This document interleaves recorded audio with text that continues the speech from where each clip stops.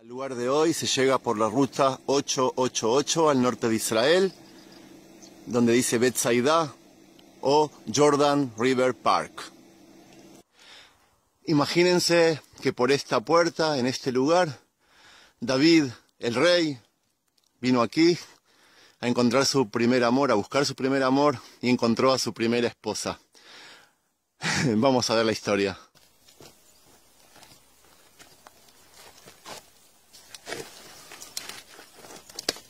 Shabbat Shalom a todos. Hoy es sábado 11 de noviembre de 2017. Con el Tanaj, con la Biblia, estoy en el norte de Israel, al noreste del mar de Galilea, que está aquí atrás mío, en un lugar que se llama Beit Zaida. Beit Zaida significa la casa de los cazadores, y es un lugar con mucha historia, no solo bíblica, de nosotros de los judíos, también de los cristianos, que después les voy a contar mientras haga un paseo por este lugar. Solo quería contarles sobre el mar de Galilea. El Yam Kineret es el mar de aguas dulces más grande que tenemos en Israel, y así como el mar Muerto al sur son las aguas saladas más bajas que existen en el mundo, estas vendrían a ser las aguas dulces más bajas de todo el mundo. El Yam Kineret es nombrado ya en el Sefer Bamidbar de la Torá, incluso más tarde también en el Tanaj, en el Sefer Yoshua.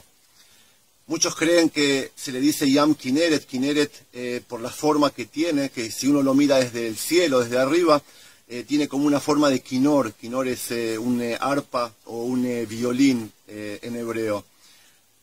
Pero eso es un mito, es una leyenda, porque en la época que le pusieron el nombre de Kineret no existían los mapas de mares, tampoco los satélites como para mirar desde arriba el mar. Así que vamos a decir que lo llamamos así porque está escrito en la Torá. Cuando conquistamos las tierras prometidas por medio de Yoshua bin Nun, hicimos la repartición de tierras. Todo este mar lo heredó la tribu de Naftalí, y en tiempos de Malachim, 854 a.C., por los años de 854 a.C., hubo un gran combate acá en la costa norte del Kineret, del mar de Galilea, cuando el rey Melech Israel Ahab luchó contra su propio primo, el rey de Damasco. Una lucha fuertísima, como lo relatan en el libro Malachim 20, como se dice en español. Vamos a hacer un paseo por escombros arqueológicos de este lugar. Les voy a contar un poco la historia.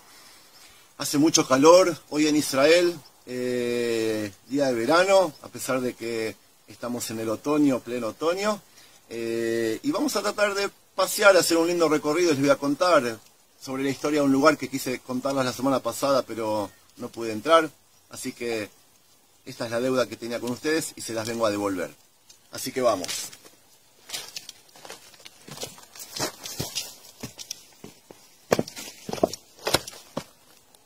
Bueno, y ahora sí, estamos en la entrada de la ciudad. Hay muchos carteles con explicaciones. Este es el primero, que dice: חצר השער, החיים הציבוריים של העיר המקראית, פולחן, מסחר ומשפט, התנהלו בחצר שער העיר. בשער ובקרבתו התגלו 3 במות, 7 מצבות וספסלים למושב זקני העיר. ודוד יושב בין שני השערים, וילך הצופה אל גג השער אל החומה. שמואל ב' י"ח 24.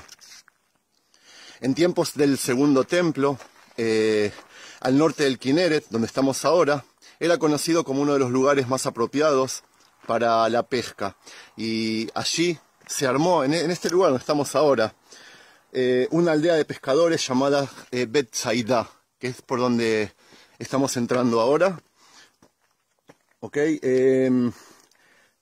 Como dije antes en el relato, significa la casa de los cazadores.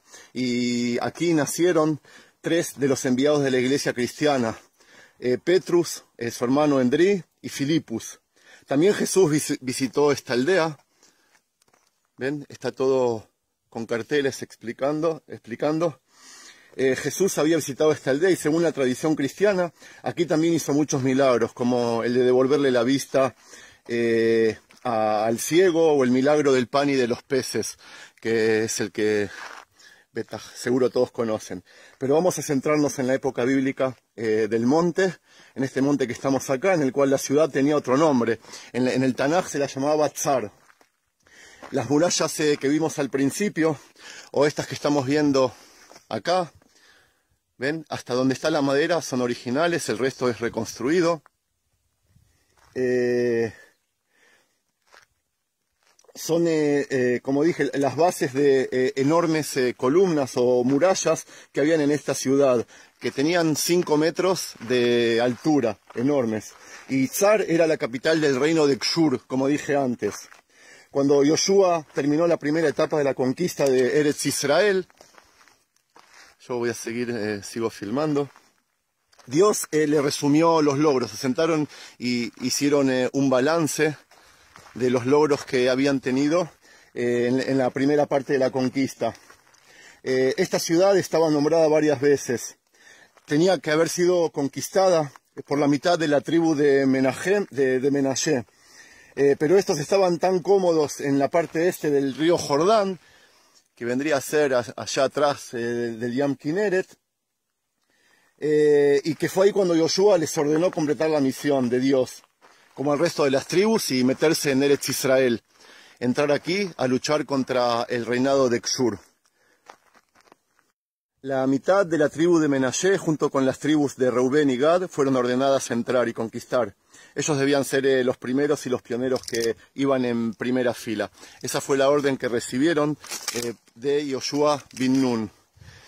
Estoy caminando acá entre piedras, mostrándoles los escombros, las bases que habían en esta ciudad. Miren la ubicación que tenía. Ahí está el Yam Kineret. Lo que había pasado fue que las mujeres y los niños se quedaron en los campamentos y al cabo de unos años volvieron a Kshur a buscarlos para construir sus casas aquí donde habían conquistado. Pero para la sorpresa de todos, no había quedado nadie. La Biblia no nos explica qué pasó, si fueron conquistados por los Armaim y los Kshurim. Ese quedó en una incógnita. La cuestión que cuando volvieron todos los de la tribu de Menashe, la Hetzi, la mitad que quedaba, no habían encontrado absolutamente a nadie. Lo que pasó después, la Biblia no nos relata, pero sí, después de unos cuantos capítulos nos cuentan como que están de nuevo todos juntos. El paseo que se puede hacer acá es está muy bien guiado, muy bien compartido, hay explicaciones por todos lados y todo muy detallado. Yo hice los deberes y sé lo que contarles, lo que por lo menos lo que les quiero contar, pero como ven acá está todo contado con oraciones bíblicas y relatos históricos que sucedieron en esta ciudad. Yo quería contarles del rey David, que es uno de los personajes nuestros favoritos que a todos nos gusta escuchar. En tiempos de David, siglos más tarde de todo lo que había pasado con la tribu de Menashe, este reinado de Kshur tenía buenas relaciones con el Reino Unido que había formado David, el Reino Unido de Israel. Incluso David, la primera esposa que tuvo, era la hija del rey, que se llamaba Maacá, seguro que la conocen. Y de ella nació su primogénito, también famoso en nuestros relatos, conocido como Absalón. Tamar, la segunda hija, también es de la esposa Maacá, que era del reinado de Kshur. David tuvo muchas esposas, como todos sabemos, y muchos hijos. Él, con todos sus hijos, vivían en el Armón, en el palacio de Jerusalén, y por ende todos los hijos de él estaban ahí, a pesar de que eran de diferentes madres, vivían todos juntos.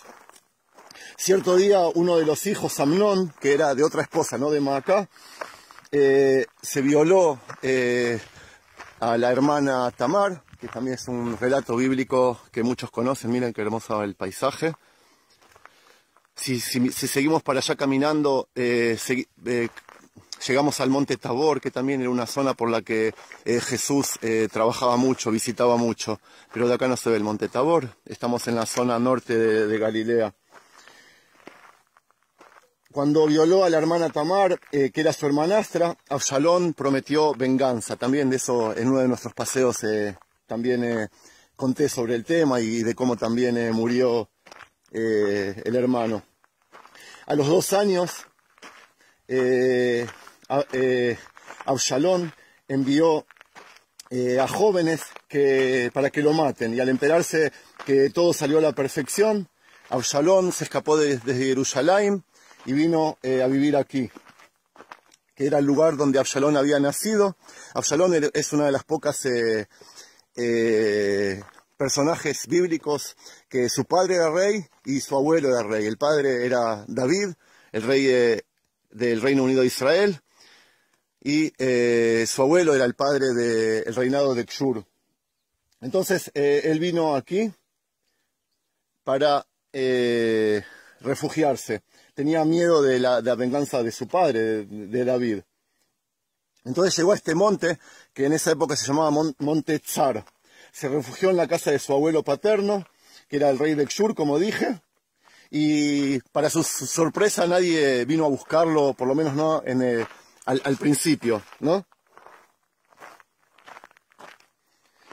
Pasaron 3 años hasta que cierto día llegó a las puertas de la ciudad donde empecé a filmar el video a caminar, una persona que se llamaba Yoab ben Tzuriah, que todos conocemos por la Biblia, y le pidió a Absalón que vuelva a Jerusalén. No tenemos explicación por qué, pero él aceptó volver a Jerusalén sin ninguna condición, y cuando llegó a Jerusalén, después de 3 años, uno supone que lo primero que iba a hacer era ir a ver a su padre David, que hacía años que no lo veía, pero no. Pasaron otros 2 años y David no vio a su hijo, no se había encontrado con su hijo todavía. O sea que 3 años que había estado acá refugiado y otros 2 años en Jerusalén, 5 años que no se vieron padre e hijo.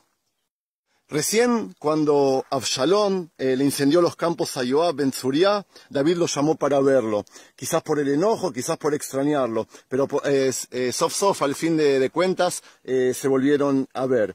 De ese encuentro no nació nada bueno, porque de ahí a los pocos meses comenzó la rebelión de Absalón contra el reino de su padre, que ya relaté varias veces y mostré. ¿Se acuerdan hace poco que estuve en el Monte de los Olivos, que ahí David se fue llorando y descalzo? Bueno, la rebelión no tuvo éxito y Absalón también murió al poco tiempo de una forma cómica que también relatamos en nuestros paseos. Y bueno, este es el cuento que les quería contar desde aquí, desde el norte de Israel. Yo voy a seguir mi paseo por allí abajo, que ahí está corriendo un río con agua. Les quería compartir con ustedes este relato bíblico. Ojalá que les haya gustado. Nos vamos a ver la semana que viene en otro paseo bíblico. Shalom, shalom, desde Betsaida, Israel. Bye.